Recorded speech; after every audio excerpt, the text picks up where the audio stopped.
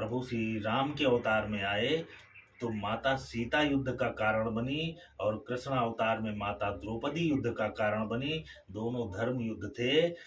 रामायण में लिखा गया है कि जब जब होई धर्म कै हानि, बाढ़ई असुर महा अभिमानी, तब तब प्रभु धरि मनुज शरीरा, हरहि सदा सज्जन कर पीरा। यह रामावतार का है। और भगवान कृष्ण के समय पर भी यही बात कही गई कि यदा यदा हि धर्मस्य ग्लानिर्भवति भारत, अभ्युत्थानाम धर्मस्य तदात्मानाम सृजाम्यहम्।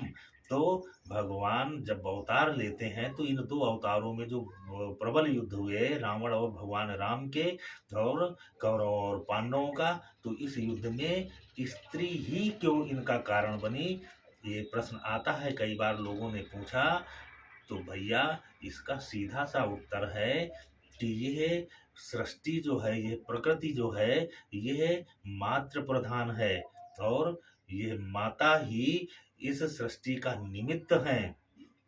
और ईश्वर ने मातृ शक्ति को वो अद्भुत कला दिया है कि मातृ शक्ति ही प्रेरित करके अधर्म के विरुद्ध धर्म की स्थापना करवाती है।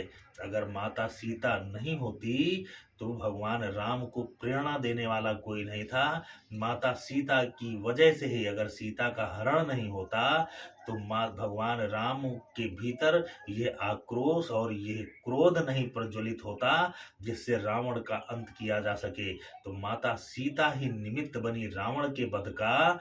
और भगवान राम के उस राम रोष पावक सम जरई, राम के रोष से वो रोष का कारण माता सीता बनी।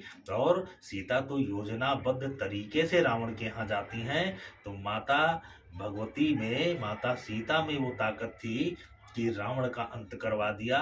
और वही ताकत माता द्रौपदी में थी। माता द्रौपदी काली का अवतार हैं।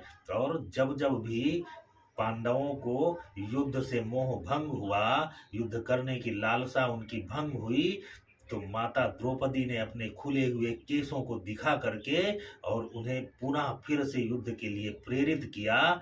ये स्त्री शक्ति में और मातृ शक्ति में ये इतनी ताकत है कि वो आदमी को प्रेरणा दे करके चाहे तो सत्कार्य में लगा दे और चाहे तो बुरे कार्यों में लगा दे।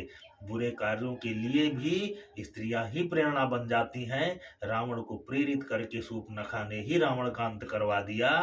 तो ये बुरे कार्यों में भी और अच्छे कार्यों में भी मातृ शक्ति का ही उपयोग होता है। हमें अपनी मातृ शक्ति अच्छे कार्यों के लिए जो हमारी जो मातृ शक्तियां हैं उनसे प्रेरणा लेकर के इस सृष्टि का और समाज का कार्य करना चाहिए। आज भी अगर धरती टिकी हुई है तो हमारी मातृ शक्ति के सतीत्व के बल पर टिकी हुई है।